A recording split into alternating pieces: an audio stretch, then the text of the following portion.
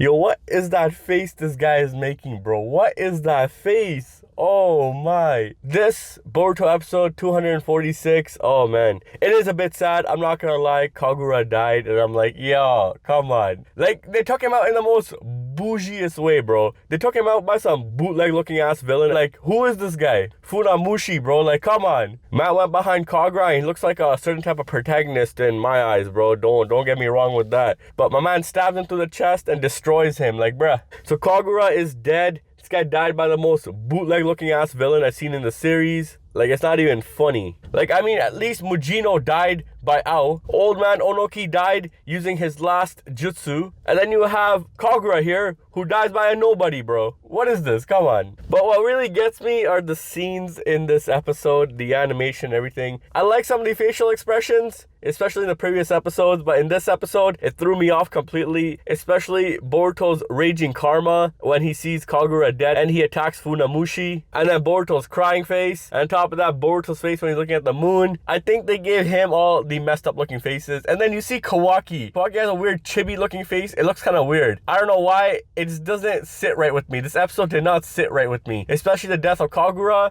and the way the episode was going. I think they could have done better, especially with them showing Kagura out the door. Kagura is an important figure to Boruto, especially during the field trip arc back in the beginning of the series. And in my opinion, they took him out pretty badly. But what really gets me is the fighting. Boruto fights Funamushi and they don't even show the fighting. They don't even show Boruto swinging hands. He just jumps back, does a Rasengan, and all you see the man go flying somewhere. Man literally goes flying towards a brick wall, and that's it. Nobody on his team decides to attack the man. No one decides to go after him. I understand Kagura is dying and all, but he just attacked him and let him go, and that's it. And all you see, all the soldiers come, grab Funamushi, and then dip. I'm like, bro, what is going on here? This does not even depict real life. I seen people saying that, oh, Boruto made a face this and that because, you know, real life expressions, this and that. This is a real life war. In war, you don't give your enemy the opportunity. Your enemy's down on the ground, you instantly gotta go and finish them off. In this case, that didn't happen. Alright, they didn't go finish off Funamushi. He was against the wall injured. No one went after him. So I think when people say, oh, this is a real life depiction, Kagura dying, Boruto feeling pain, this and that, I don't think it is, alright? I'm gonna say it up front. This is not anything to do with real life. Shit doesn't work that way. Alright, you don't leave the enemy sitting right there and decide to just run off, bro. Like, that shit got me weak. Especially how the man went flying. Like, man teleported from a different area of the map to the other side of the map. Like, bruh,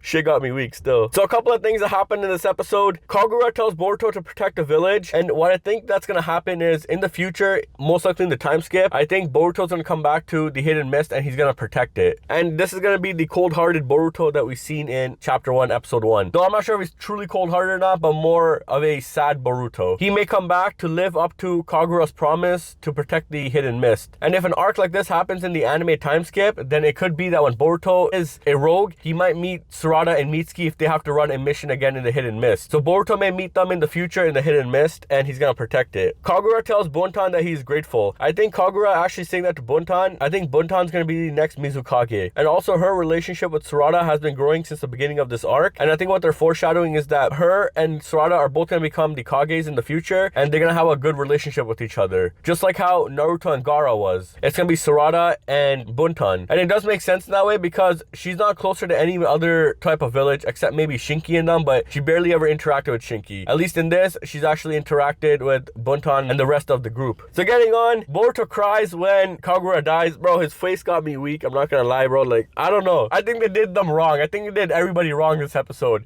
Especially my guy Tenma. Man went on the ship just to get obliterated, bro. Man got beat up in 1-2. That went 0 to 100 real freaking quick, alright? Man's like, yo, I'm the tough guy. Especially how they hyped him up in the beginning of the arc when they're like, yo, he's all merciless and this and that. Bro, man got taken out in 0.2 seconds, bro. That's not even a joke, bro. That man is the joke. Like, bruh. So then Sarada is appointed captain, which makes sense. You know, she's gonna become the next Hokage. So then Team 7 approaches Boruto. They saw Boruto using the karma. They're all worried, especially Sarada. Now, you can look at Sarada's tone here and her facial expressions. She's a bit more worried with Boruto using the karma. She was worried that Amado's pills stopped working and that Momoshiki could take control. And Boruto Boruto's like, it's not like that. He's like, I'm able to control the karma now. But he says, I'm not going to rely on the karma, especially Momoshiki's powers. And then she's like, in that case, that is good. So she is really worried about Boruto transforming into Momoshiki, because then she would have to do what Sasuke told her to do. And she's going to have to take down Boruto. And I think this scene actually is parallel with the manga chapter where it says Boruto doesn't rely on Mitsuki or Sarada. In this case, it's kind of true where Boruto kept everything to himself. Even when sitting at the rock, he didn't rely on his teammates as much. And she is worried in the manga, and she's worried here that she's not able to help Boruto, especially with his karma. But what I think is going to happen in the future, I think when Boruto goes to fight Funamushi again, he's probably going to use the karma and this time actually kill him or whatever it is. Because I don't think Boruto's going to let it slide. He's going to end up taking down whoever hurt Kagura and whoever went against the Hidden Mist. And Boruto losing Kagura is Momoshiki's way of saying Boruto's going to lose everything one by one. First, it was Old Man Onoki, and then it was Majino, and then it is now Kagura. The next, for all we know, could be someone on his team, Mitsuki, Sarada, or it could be Sasuke. Though I'm going to talk about that stuff in my 69 review. That review is going to be dropped today, most likely, after this video, so stay tuned for that. Anyways, thanks for watching. Please comment, like, and subscribe, and stay tuned for more videos to come. Now, before anyone gets on me, I've been watching the anime. I've been a bit upset with it, so don't come at me saying, oh, now they come out of their habitat, bro, for episode 246 when Kagura dies. Nah, bro. This shit caught my attention. I was working on my 69 video, and this caught my attention. Especially the animation. I had to come out and say something against that. I had to, bro. Don't come at me like this. Anyways, peace out.